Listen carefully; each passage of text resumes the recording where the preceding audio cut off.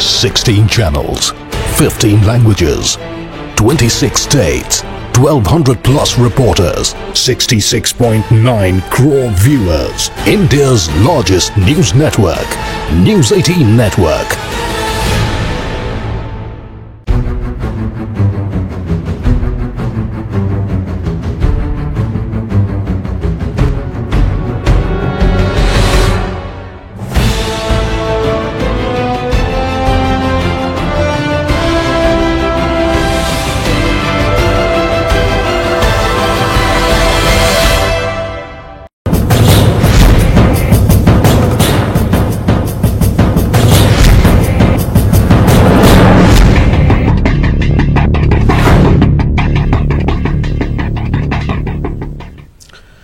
नाज़रीन आदाब, न्यूज़ 18 उर्दू में आपका इस्तकबाल है। मैं हूं विसाल आजम। आज पूरे हिंदुस्तान ही में नहीं बल्कि हिंदुस्तान के बाहर भी जिनका ताल्लुक हिंदुस्तान से है, जिनका ताल्लुक हिंदुस्तान के सियासत से है, जिनका ताल्लुक हिंदुस्तान की तरक्की से है, सबकी नजरें इस जानिब थी कि सुप्रीम कोर्ट में आज क्या कुछ होता है।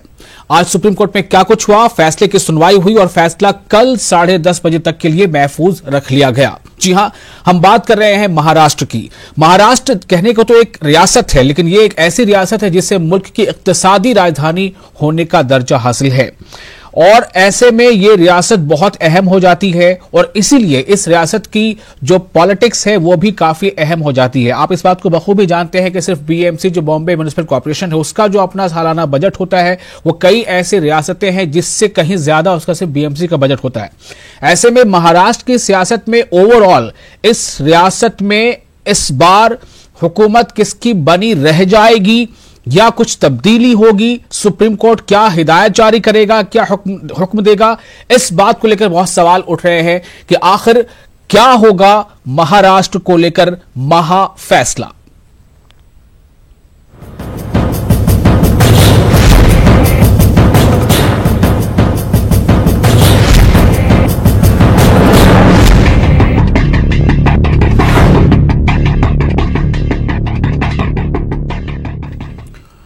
तो महाराष्ट्र में क्या होगा, यानी महाराष्ट्र में कल क्या होगा, महाराष्ट्र के ताल्लुक से सुप्रीम कोर्ट का फैसला कल क्या होगा, सियासत का ऊंट किस जानिब करवट लेगा, यह कल सुप्रीम कोर्ट के फैसले के बाद तय हो जाएगा। सुप्रीम कोर्ट कल 10:30 बजे इस मामले पर फैसला सुनाएगा।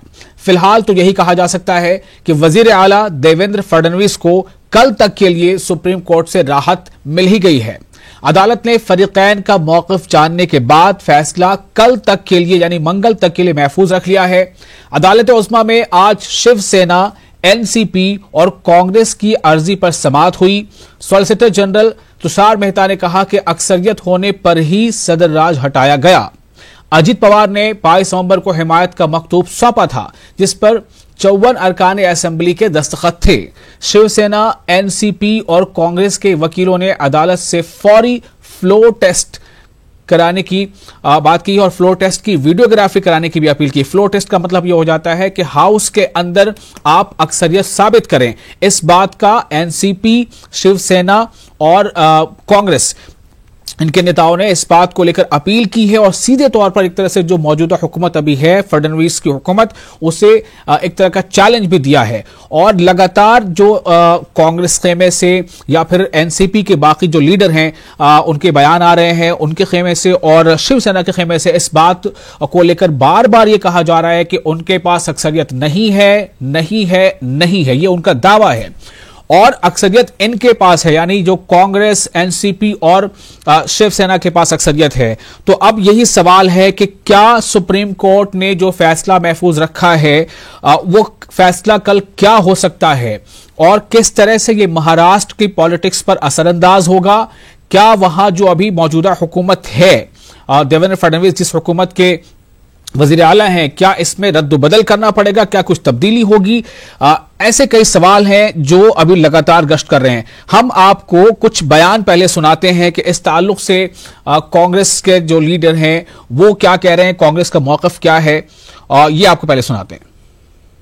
देश के उच्चतम न्यायालय ने भारतीय राष्ट्रीय कांग्रेस, शिवसेना और राष्ट्रवादी कांग्रेस पार्टी की संयुक्त याचिका पर दोनों पक्षों की बहस सुनी भारतीय राष्ट्रीय कांग्रेस, शिवसेना और एनसीपी की ओर से स्पष्ट तौर से हमने फिर दोहराया कि महाराष्ट्र में प्रजातंत्र की हत्या हुई है और जनादेश को धूमिल कर संविधान को पांव तले रोन दिया गया है और एक नाजायज भारतीय जनता पार्टी और अजीत पवार जी की अल्पमत वाली सांझी सरकार वहां बनाई गई है।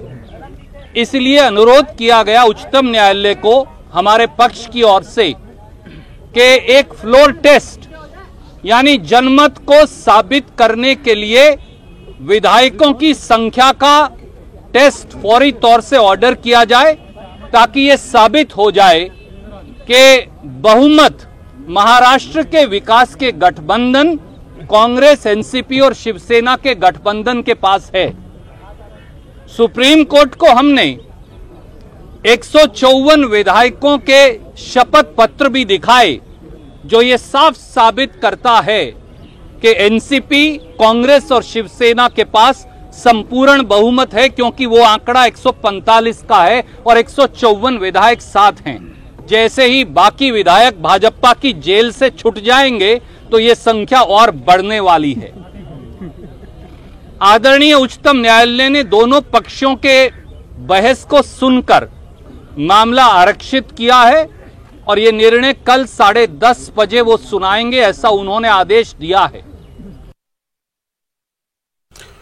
तो ये आपने सुना कि कांग्रेस के जो लीडर हैं वो क्या कह रहे थे इस ताल्लुक से। उनका सीधे तौर पर यह कहना है कि उन्होंने अपील की है सुप्रीम कोर्ट में कि जो मौजूदा हुकूमत अभी बनी है, जो हलफ दिलाया गया है फडणवीस को एज ए सीएम और अजीत पवार को, तो इस हुकूमत का एक फ्लोर टेस्ट करा लिया जाए। मतलब यह है कि कांग्रेस का, एनसीपी का, शिवसेना का दावा है कि फ्लोर टेस्ट अगर होगा तो इन्हीं की जीत होगी, जो मौजूदा हुकूमत अभी है उसकी जीत नहीं होगी।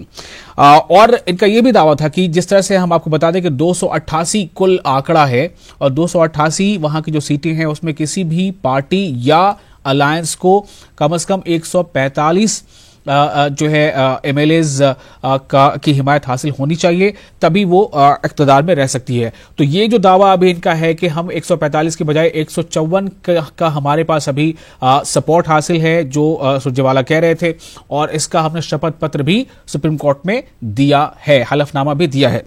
अब सवाल ये पैदा होता है कि अगर मेजॉरिटी इस तरफ है तो फिर क्या वो जो हुकूमत है वो अक़लियत में आ गई है या अक़लियत में है ही, या अगर वो अपने दावे में साबित होते हैं फ्लोर टेस्ट का, अगर सुप्रीम कोर्ट ये हुक्म देता है तो फ्लोर टेस्ट में कौन किसकी कौन बाजी मार सकते हैं। बहुत अहम सवाल इस पर देखा जाएगा।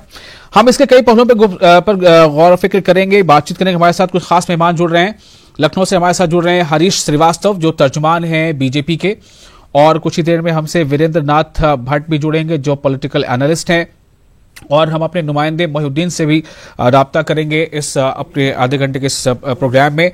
हरीश श्रीवास्तव जी, एक काफी लंबा अरसा आपका भी पॉलिटिक्स में रहा होगा और जाहिर है कि आपने ऐसे कई मोड़ सियासत के देखे होंगे। क्या आपको लग रहा है कि महाराष्ट्र में जो कुछ हो रहा है वो कुछ नया है या फिर ऐसा होता आया है? नहीं, देखिए, नया है ऐसा तो कुछ नहीं कहा जा सकता। नया केवल इस मामले में है कि शिवसेना भारतीय जनता पार्टी के साथ गठबंधन में मैंडेट मांगने गई थी और जो सत्ता की अतिरेक महत्वाकांक्षा शिवसेना की थी उसके कारण उसने गठबंधन को तोड़ने का काम किया। और जिस तरह से वो अंतर विरोधी, जो परस्पर विरोधी विचारधारा के लोग हैं, उनके साथ जिस तरह से सत्ता की जोड़ तोड़ में पिछले काफी दिनों से लगी थी और कोई निर्णय उसमें भी ये लोग किसी निर्णय निष्कर्ष पे नहीं पहुंच पा रहे थे, लगातार जो बातें जनता के सामने आ रही थी। ऐसे में जो भारतीय जनता पार्टी सबसे बड़ा दल है महाराष्ट्र में, और जो सरकार बनाने का जो निर्णय माननीय राज्यपाल जी ने लिया वो अभिनंदनीय है और वो लोकतंत्र के हक में है, लोकतंत्र की विजय हुई है और वहां की जनता को इस बात की प्रसन्नता है कि जिसको उन्होंने मैंडेट दिया था उसके नेतृत्व में सरकार बन रही है। आप देखिए कि ये जो रस्साकसी सत्ता की शिवसेना कर रही थी, इसमें जो मेरी जानकारी है कि पूरे महाराष्ट्र से 1.5 लाख पत्र उद्धव ठाकरे जी को, जो शिवसेना के अध्यक्ष हैं, उनके पास आए और लोगों ने लिखा कि हमने आपको ये मैंडेट नहीं दिया था, जहां सिंबल कमल का नहीं था वहां मैंने आपको दिया, आप गठबंधन को तोड़ने का प्रयास मत करिए। लेकिन वो अतिरेक जो महत्वाकांक्षा थी उसी की परिणति के कारण आज अजीत पवार भारतीय जनता पार्टी के साथ मिले और ये सरकार अस्तित्व में आई। मतलब आप ये कहना चाह रहे हैं कि अजीत पवार मिले या एनसीपी मिल गई? नहीं, एनसीपी, अजीत पवार विधायक दल के नेता थे वहां और उनका मिलने का मतलब एनसीपी का मिलना है। तो ये जो बातें हो रही हैं, मीटिंग्स हो रही हैं और आज जो ये सुप्रीम कोर्ट में हलफनामा दिया गया है 154 एमएलए का राइटिंग में, फिर इसे क्या समझा जाए? शरद पवार जो लगातार बयान दे रहे हैं उसका क्या मतलब निकाला जाए? अभी तो देखिए, ये तो जो फ्लोर टेस्ट होगा उसमें दूध का दूध पानी का पानी होगा। इसमें तो जो बात हम कहेंगे या कोई अन्य कहेगा वो एक कयास पे आधारित होगा। माननीय उच्चतम न्यायालय में इन्होंने 2 अर्जियां दी थी। माननीय उच्चतम न्यायालय ने इनको कल उस पर फैसला रिजर्व किया है, कल फैसला देगा। जैसा माननीय उच्चतम न्यायालय का दिशा निर्देश होगा और फुल फ्लोर टेस्ट पे चीजें एकदम आमने सामने आ जाएंगी साहब जी। तो देखिए, एक सीधी सी बात जो सामने इस वक्त नाजरीन को, जो हमारे दर्शक उन्हें सामने दिखाई दे रही है कि एनसीपी अपने एमएलएस के साथ बैठकें कर रही है। एनसीपी ये दावा कर रही है कि हमारे पास सिर्फ अजित पवार को छोड़कर और 2 और एमएलएस को छोड़कर जो अभी दिल्ली से या मुंबई से पहुंच नहीं पाए हैं, तमाम एमएलएस हमारे साथ हैं, इकट्ठे हैं और उनके दस्तखत भी हमने अभी करा दिए हैं। कांग्रेस ने अपने एमएलएस को इकट्ठे कर रखा है, शिवसेना ने अपने एमएलएस को होटलों में, रिजॉर्ट में रखा हुआ है। तो इससे यह समझा जा रहा है कि जब ये तीनों पार्टियां अगर एक तरफ हैं, एक साथ हैं, तो बीजेपी आखिर 105 में जो उसको और जो विधायक चाहिए वो कहां से लाएगी? एक तो ये सीधी सी बात हो रही है। दूसरी बात ये हो रही है कि अगर एनसीपी एज ए होल जा चुकी है आपकी तरफ, तो फिर ये शरद पवार और इन विधायकों के साथ जो बैठकें कर रहे हैं, इसका मतलब क्या है? तो क्या समझा जाए हरीश जी, कैसे ये मामला होगा? आप किस बात को लेकर आशा करते हैं कि अगर फ्लोर टेस्ट हुआ तो आप उसको पूरा कर लेंगे? देखिए, अजीत पवार जी जो एनसीपी के विधानमंडल दल के नेता हैं, उन्होंने भी वही भरोसा व्यक्त किया है। उन्होंने भी ट्वीट किए हैं कि एक हम स्थिर सरकार देंगे, एक मजबूत सरकार देंगे। और इसका तो जो असली जो टेस्ट है वो फ्लोर टेस्ट पे ही चीजें वास्तविकता सामने आएंगी कि आखिर जो अजीत पवार जी कह रहे हैं वो सही है, जो शरद पवार जी।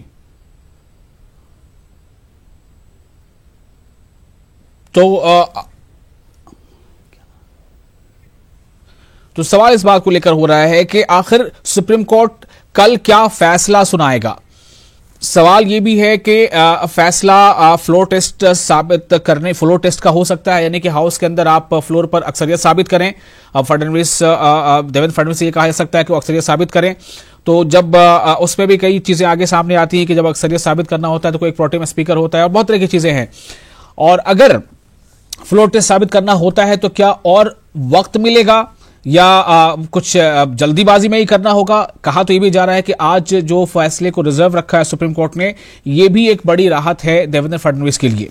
हम आपको ये बताते हैं कि एनसीपी के लीडर नवाब मलिक, उन्होंने आज क्या कहा है सुप्रीम कोर्ट में। जो भी कुछ आज सुनवाई हुई और फैसला जिसे महफूज रखा गया, तो नवाब मलिक इस पूरे मामले पर और महाराष्ट्र में हुकूमत बनाने के अपने दावे को लेकर क्या कहते हैं? को लेकर जो याचिका सुप्रीम कोर्ट में की गई थी, उस पर कल सुबह 10:30 बजे सुप्रीम कोर्ट फैसला देगा। निश्चित रूप से उसके बाद हम अपनी रणनीति तय करेंगे। 165 का संख्या बल हमारे साथ है। जल्द से जल्द फ्लोर टेस्ट हो, हम चाहते हैं फ्लोर पे। नवाब मलिक एनसीपी के लीडर है, कह रहे हैं कि 165 की जो तादाद है एमएलएस की वो हमारे पास है, यानी कि एनसीपी, कांग्रेस और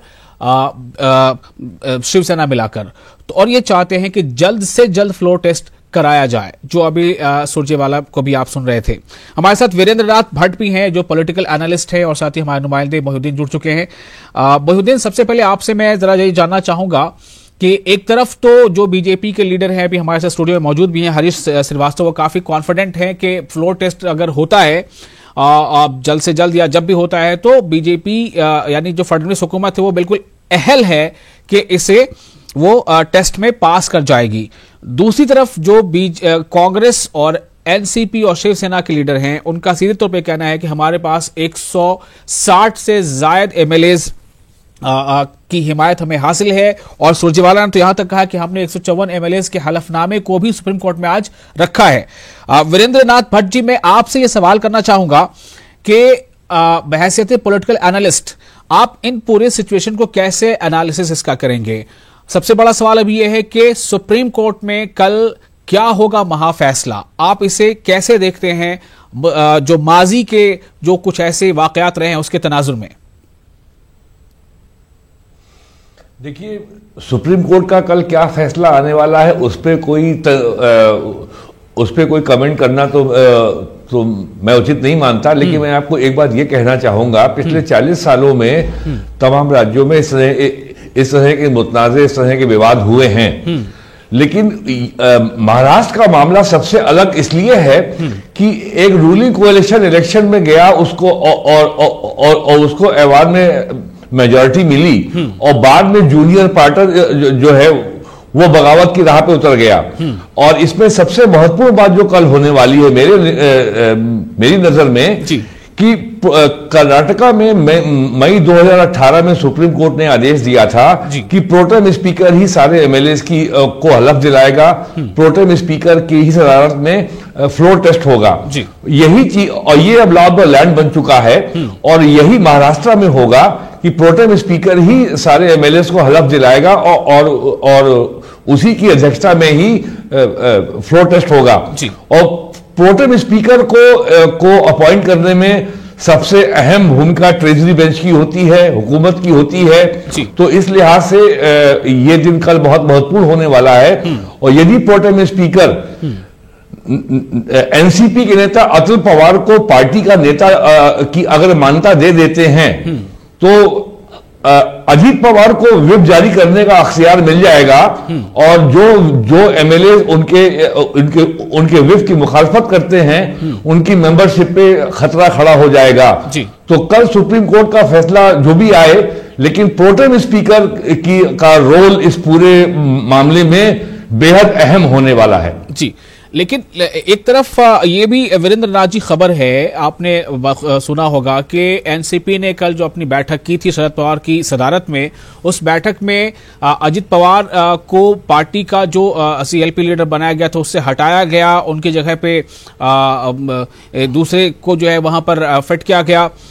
तो ऐसे में क्या ये अब माना जाए कि अभी भी वो एनसीपी में है या नहीं है? कानून के नजर में, कोर्ट की नजर में अजित पवार की स्टैंडिंग किस तरह से देखी जाएगी? देखिए, आपकी बात बिल्कुल दुरुस्त है, ऐसा हो चुका है। और जैसा अभी आपने बताया कि वो एनसीपी के एमएलए की एफिडेविट भी जा चुकी हैं, कोर्ट में फाइल हो चुकी हैं। तो लेकिन इसके बावजूद भी जो प्रोटेम स्पीकर है उसके सामने ऐसी कोई मजबूरी नहीं होगी कि वो इन बातों को माने। और आप अगर इतिहास को देखें, तारीख को देखें, तो लेजिस्लेचर में और जुडिशरी में इस तरह के विवाद का बहुत पुराना इतिहास है। और हो सकता है कि कल के फैसले के बाद, प्रोटेम स्पीकर के फैसले के बाद इसमें एक नया विवाद पैदा हो और एक नया मुकदमा पैदा हो। लेकिन प्रोटेम स्पीकर इस बात के लिए आजाद हैं कि फ्लोर ऑफ द हाउस पे अपना फैसला करने को, और एनसीपी क्या कर चुकी है अजीत पवार के बारे में, इसको मानने की कोई मजबूरी स्पीकर के सामने नहीं है, जैसी अब तक की नजीर है हिंदुस्तान के तमाम राज्यों की। लेकिन देखिए, हाउस के अंदर जो चीजें हो रही हैं, वो हाउस में किसको क्या इख्तियार है, एक अलग सवाल है। हरीश जी, मैं आपके पास भी आता हूं। और सुप्रीम कोर्ट में चूंकि ये जो मामला अभी गया हुआ है, तो जो अभी हम सुन रहे थे सुरजेवाला को, नवाब मलिक को, तो इनका अपना एक अलग स्टैंड है। तो क्या सुप्रीम कोर्ट सिर्फ हाउस के अंदर क्या होना है उस पर ये अपना फैसला केंद्रित करेगा, मरकूज करेगा, या ओवरऑल जो सिचुएशन है क्या सुप्रीम कोर्ट के सामने ये बात नहीं आएगी कि एनसीपी के जो पार्टी सदर की हैसियत से शरद पवार ने क्या फैसला लिया और किस तरह से पार्टी से अजित पवार को निकाला गया? क्या सुप्रीम कोर्ट के सामने ये सारे पॉइंट्स नहीं आएंगे? और ये जो हलफनामा दाखिल किया गया 156 एमएलएस का कांग्रेस की तरफ से, एनसीपी की तरफ से और शिवसेना की तरफ से, क्या ये पॉइंट्स नहीं आएंगे?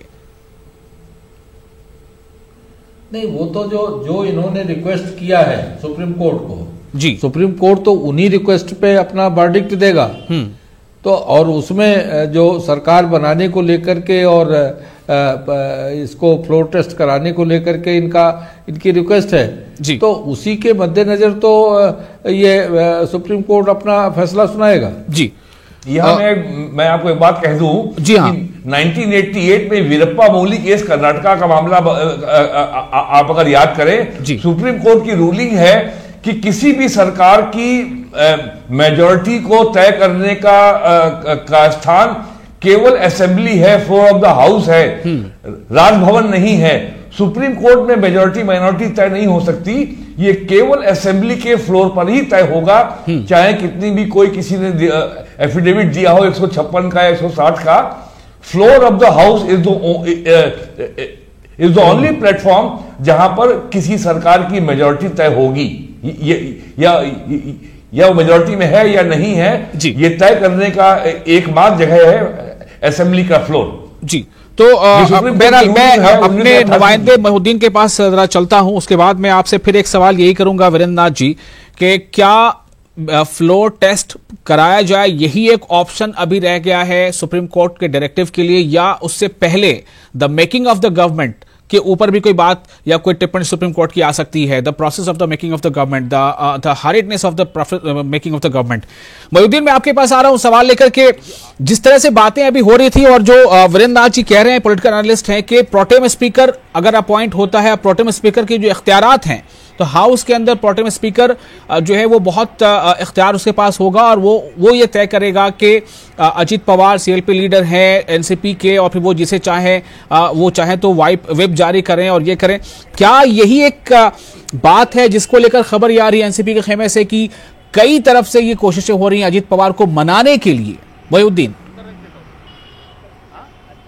जी देखिए, मैं आपको बता दूं कि अजित पवार को मनाने की जो है वो चारों तरफ से कोशिश हो रही है। आपके जो पास जो खबर आई है वो खबर बिल्कुल सही है। जगन भुजबल से लेके जो आला सतह के नेता हैं वो इस बात में जुटे हुए हैं, वो इस कोशिश में मुकम्मल तौर पर गर्क हैं कि अजित पवार को किसी तरह मनाया जाए और अजित पवार जो है वो अपना एक इस्तीफा पेश करें गवर्नर को कि वो जो है वो उप मुख्यमंत्री यानी कि नायब वजीर आला की हैसियत से इस्तीफा देते हैं। तो पूरी गवर्नमेंट पे जो है वो एक किस्म का मॉरल एक दबाव पैदा होगा, जिसके बुनियाद पर जो है वो जो state of situation of state बनी हुई है वो कहीं ना कहीं जो है क्रैकडाउन होने की हो सकती है। तो पूरी एनसीपी की जो आला सतही नेता है वो इस बात की कोशिश में है कि किसी भी तरह से जो है वो अजित पवार अपने खेमे में वापस आ जाए और अपना स्टैंड वापस ले ले।